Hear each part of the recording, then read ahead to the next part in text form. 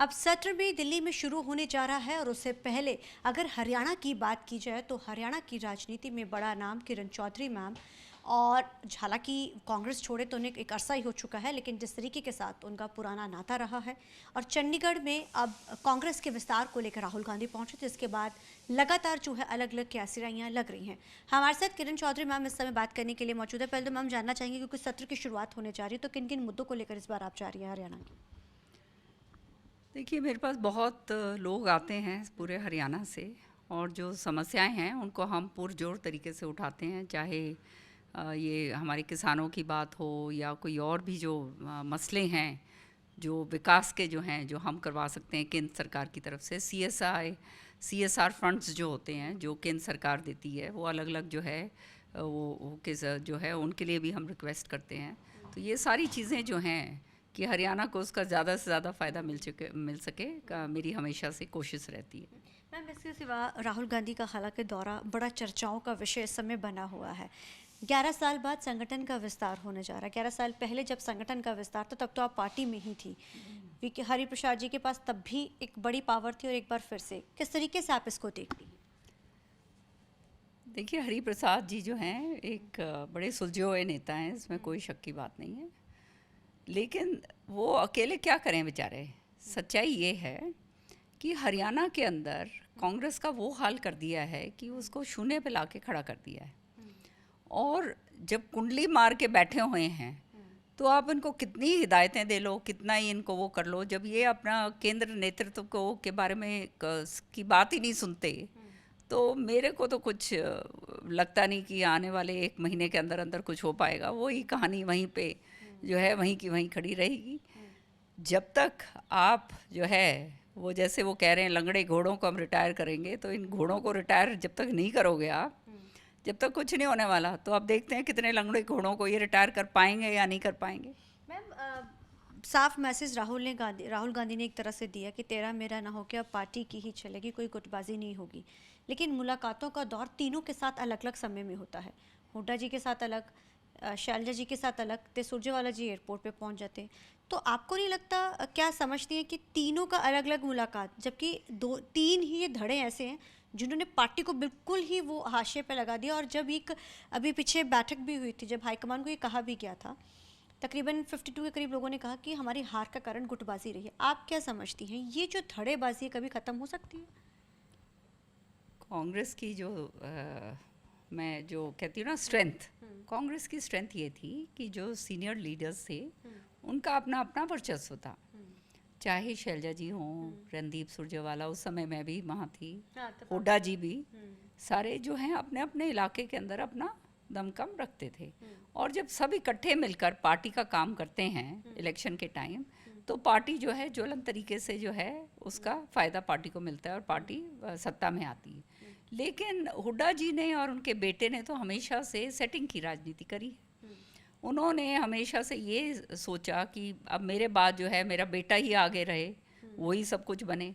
अब शैलजा जी फिर कहाँ जाएंगी, रणदीप जी कहाँ जाएंगे, आप समझ रहे हैं। तो ये इस तरह से जब अपने ही नेताओं को ख़त्म करा जाता है, उनको जो है दरकिनारे करने की कोशिश करी जाती है, तो उसका नतीजा स्पष्ट है, सामने है। कांग्रेस के अंदर कोई रहा नहीं, सारे के सारे छोड़ के इसलिए गए क्योंकि सबको मालूम है कि इन्होंने तो सेटिंग कर रखी है, खुद ही सेटिंग जो है करके जो राजनीति जो करते हों, तो वो तो निश्चित तौर पे जो है वो आगे पार्टी का फ़ायदा किस तरह से कर पाएंगे।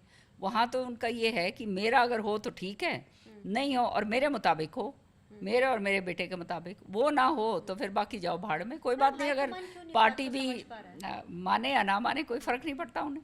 हाईकमान इस चीज़ को नहीं समझ पा रहा। जब आप भी थी पार्टी के अंदर, आप सुरजेवाला जी, शैलजा जी, हालांकि आप लोगों ने इनके खिलाफ एक मोर्चा भी खोला था, लेकिन कहाँ पे ये बात ऐसी अटकी कि वो हाईकमान इस बात को समझ नहीं हुई कि पंजाब में जब कैप्टन साहब के खिलाफ एक बड़ा मोर्चा खोला गया था, चरणजीत चन्नी उसमें थे, जो मूल्य तौर पर सुखजिंदर सिंह रंधावा जी थे, तो सत्ता पलट हो गई थी कांग्रेस की।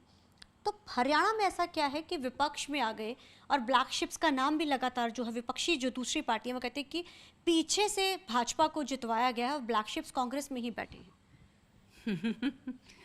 अब ये अब मेरे मुंह से क्या खिलवा रहे हैं, सारी जनता जानती है कि जो जब ये सत्ता में थे, जब इन्होंने किस तरह से काम करे, तो वो जो हैं केसेस और ये सारी चीज़ें चल रही हैं, तो निश्चित तौर पे कहीं ना कहीं जो है इनके ऊपर ये दबाव रखते हैं, और वो दबाव की राजनीति हमेशा से ये करते आए हैं, और इसलिए जो है जो नेतृत्व है वो असमर्थ हो जाता है।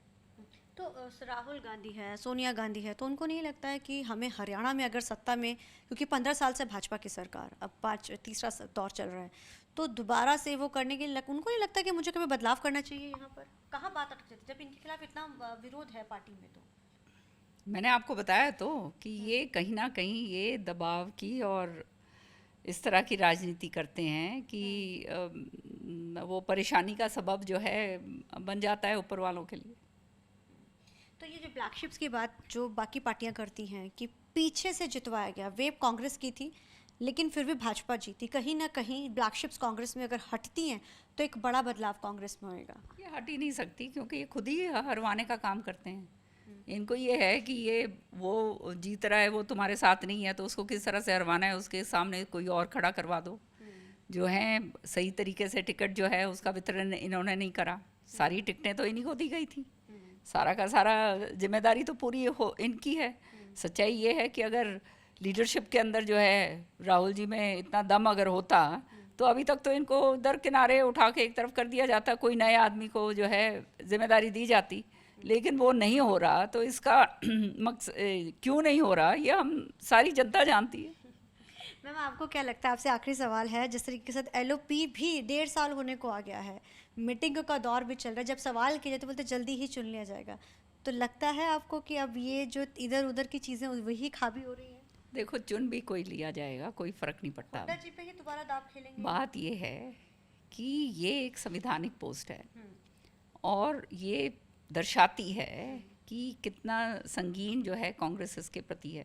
आपका बजट सेशन जो है, 2 सेशन आपके, 2 या 3 सेशन आपके हाँ, जा चुके हैं, तीसरा हाँ, और बजट सेशन जो है उसके अंदर आपका नेता प्रतिपक्ष नहीं है आपका बना हुआ।